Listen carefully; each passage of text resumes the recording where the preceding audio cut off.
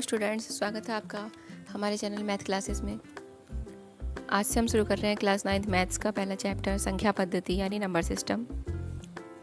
तो इस चैप्टर में हम जानेंगे प्राकृतिक संख्याएं क्या होती हैं, पूर्णांक क्या होते हैं, परिमेय और अपरिमेय संख्याएं क्या हैं और वास्तविक संख्याएं कैसे बनती हैं। अगर आपको मैथ्स कठिन लगता है तो इस वीडियो के बाद यह चैप्टर बहुत आसान लगने लगेगा। तो चलिए शुरू करते हैं। सबसे पहली बात होती है कि संख्या क्या होती है, नंबर्स क्या होते हैं। हम रोज़ जिन नंबर्स का इस्तेमाल करते हैं जैसे कि 1 2 3 4 5, ये सब नंबर्स होते हैं, लेकिन मैथ में नंबर को अलग अलग ग्रुप्स में बांटा गया है, जिसमें सबसे पहले आती हैं प्राकृतिक संख्याएं, जिन्हें हम बोलते हैं नेचुरल नंबर्स।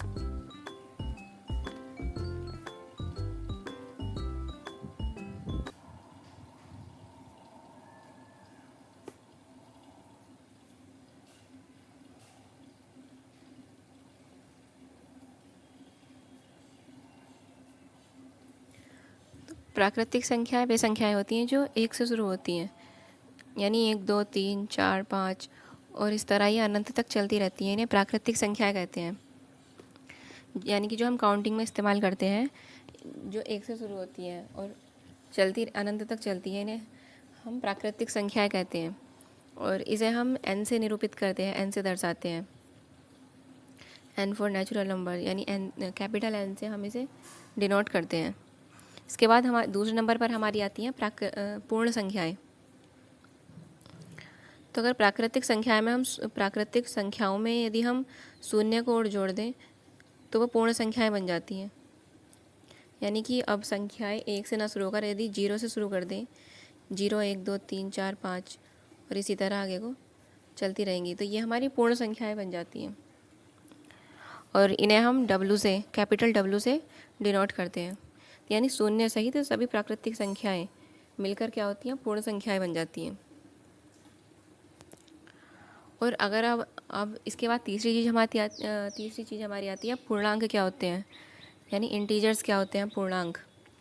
तो यदि इन पूर्ण संख्याओं में हम, यानी प्राकृतिक संख्याओं में हमने अगर शून्य जोड़ दिया तो वे पूर्ण संख्याएं बन गई, और यदि पूर्ण संख्याओं में हम निगेटिव संख्याएं और जोड़ दें, यानी कि ऋणात्मक संख्याएं और जोड़ दें, तो वो सारी ऋणात्मक संख्याएं, धनात्मक संख्याएं और शून्य, वो सारी चीज़ें मिलकर हमारे पूर्णांक होते हैं, यानी इंटीजर्स। पूर्णांक जिसे शब्द से ही तात्पर्य निकल रहा है, जैसे पूर्णांक यानी पूर्ण अंक। तो जितने भी पूर्ण अंक होते हैं वो सब पूर्णांक कहलाते हैं। यानी कि माइनस की संख्याएं, उनके साथ शून्य और प्लस की संख्याएं, ये सभी हमारे पूर्णांक कहलाते हैं, जिन्हें हम इंटीजर्स कहते हैं। और इन्हें हम कैपिटल Z से डिनोट करते हैं। कैपिटल Z से हम पूर्णांक को दर्शाते हैं। इसके बाद हमारी आती हैं परिमेय संख्याएं क्या होती हैं। तो परिमेय संख्याएं वे होती हैं जिन्हें हम PYQ के रूप में लिख सकते हैं। परिमेय संख्या यानी कि रेशनल नंबर्स।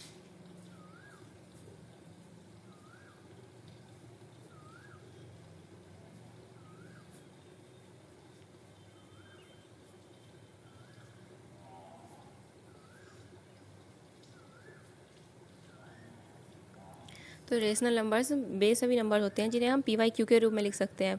PYQ का मतलब है जिन्हें हम अंश बटे हर के रूप में लिख सकते हैं, यानी हम इन्हें PYQ के फॉर्म में लिख सकते हैं। और यहाँ पर एक कंडीशन होती है कि जो ये P और Q होते हैं, P और Q ये हमारे पूर्णांक होने चाहिए, यानी कि ये इनमें से कोई एक संख्या होनी चाहिए, चाहे वो निगेटिव हो, चाहे पॉजिटिव हो या शून्य हो, लेकिन Q शून्य नहीं हो सकता। P और Q दोनों पूर्णांक होने चाहिए, यानी इंटीजर्स होने चाहिए P और Q दोनों।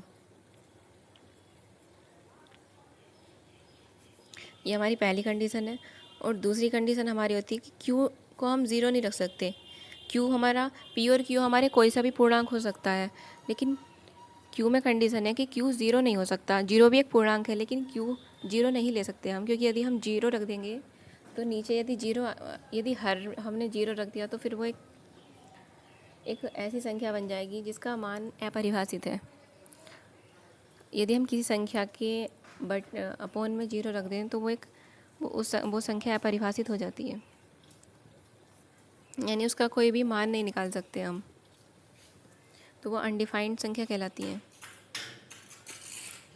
अब जैसे उदाहरण के लिए कि परिमेय संख्याएं क्या होती हैं, अभी हम उदाहरण देख लेते हैं एग्जाम्पल के लिए कि परिमेय संख्याएं किस तरह से लिखी जाती हैं। तो जैसे 1/2 हुआ, 3/4 हुआ, या माइनस का 5/7 हुआ, या 0/1 हुआ। हम p को 0 ले सकते हैं, लेकिन q 0 नहीं हो सकता। इसके बाद अगर हम सिर्फ 2 भी लिख रहे हैं तो ये भी एक परिमेय संख्या है, क्योंकि हम इसके हर में 1 लिख सकते हैं, और इसका मतलब 2/1 का मतलब 2 ही होता है। बाकी हम q को भी नेगेटिव नंबर ले सकते हैं, जैसे 7/-4। इसके बाद आती है हमारी अपरिमेय संख्याएं, इरेशनल नंबर्स। तो अपरिमेय संख्याएं वे संख्याएं होती हैं जिन्हें हम p/q के रूप में नहीं लिख सकते। यहाँ पर भी p और q पूर्णांक ही होते हैं, और q 0 नहीं हो सकता, कंडीशन सेम वही होती है। तो अपरिमेय संख्याएं वे होती हैं जिन्हें हम परिमेय संख्याओं के रूप में नहीं लिख सकते, यानी कि p/q के रूप में नहीं लिख सकते। जैसे कि एग्जाम्पल के लिए √2 हुआ, पाई की वैल्यू हुई, √3 हुआ।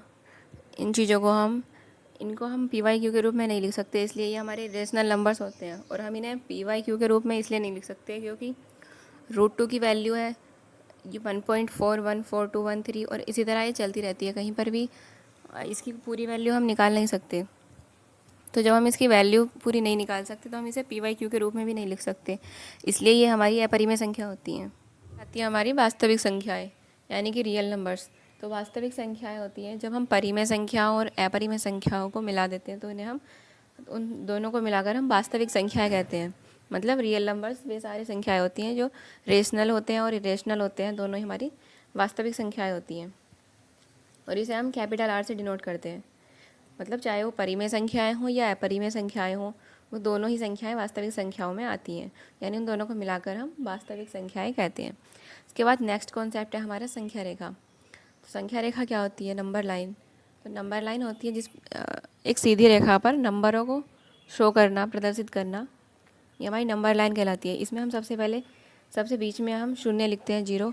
फिर इसके राइट साइड में यानी कि दाईं ओर पॉजिटिव संख्या चलती है सारी, और इधर हमारी नेगेटिव संख्या चलती है। बाईं ओर सारी, शून्य के बाईं ओर सारी हमारी नेगेटिव संख्या चलती है, यानी ऋणात्मक संख्याएं चलती हैं। तो इसे नंबर लाइन बोलते हैं। तो ये तो सारे, यानी कि ये सभी हमारे इंटीजर्स हैं। ये इधर पॉजिटिव चलते हैं और इधर हमारे नेगेटिव चलते हैं। तो ये हमने अभी देखा कि संख्या रेखा पर ये इंटीजर्स को कैसे शो करते हैं। लेकिन इसके अलावा हम संख्या रेखा पर परिमेय संख्याओं और अपरिमेय संख्याओं उन दोनों को भी शो करते हैं। और हम अभी अगली वीडियो में यही सीखेंगे कि संख्या रेखा पर परिमेय संख्याओं को किस तरह से शो किया जाता है और अपरिमेय संख्याओं को किस तरह से शो किया जाता है। फ़िलहाल हमने अभी इंटीजर्स को शो करना देखा है, और इसके बाद हम अभी नेक्स्ट वीडियो में देखने वाले हैं। तो टॉपिक लगभग सभी कवर हो चुके हैं, तो अब कुछ क्वेश्चंस देख लेते हैं। पहला क्वेश्चन ये है,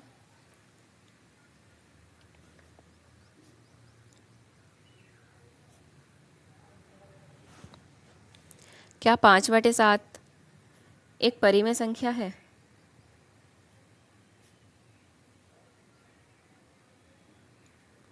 क्या 5/7 एक परिमेय संख्या है? तो 5/7 देखो p/q के रूप में लिखी हुई है, यानी अंश बटे हर के रूप में ये लिखी हुई है, तो इसलिए ये एक परिमेय संख्या है। 5/7 p/q के रूप में लिखी हुई है, इसलिए हाँ, ये एक परिमेय संख्या है। उसके बाद अगला क्वेश्चन है हमारा, क्या √5 परिमेय संख्या है या अपरिमेय? √5 परिमेय है या अपरिमेय? देखो, √5 की वैल्यू निकालना पॉसिबल नहीं है। √5 की हम कोई भी एग्जैक्ट वैल्यू नहीं निकाल सकते, तो इसलिए हम इसे p/q के रूप में भी नहीं लिख सकते। और जब हम इसे p/q के रूप में नहीं लिख सकते तो फिर ये हमारी परिमेय संख्या हो ही नहीं सकती, तो इसलिए ये हमारी अपरिमेय संख्या हुई। तो आई होप कि आपको कॉन्सेप्ट क्लियर हो गया होगा। और इसी के साथ आपके लिए एक होमवर्क है, एक क्वेश्चन आपके लिए है,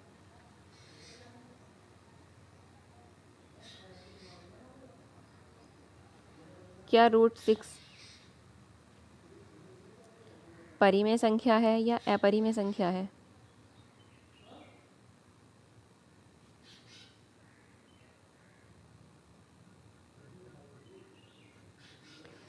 एक और क्वेश्चन है, क्या √4 परिमेय संख्या है या अपरिमेय संख्या है?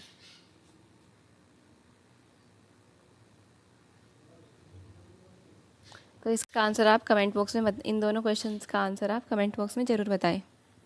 आई होप कि आपको ये वीडियो पसंद आई होगी। अगर आपको ये वीडियो पसंद आई तो हमारे चैनल को सब्सक्राइब करें, अपने दोस्तों के साथ वीडियो को शेयर करें और बेल आइकन दबाना ना भूलें।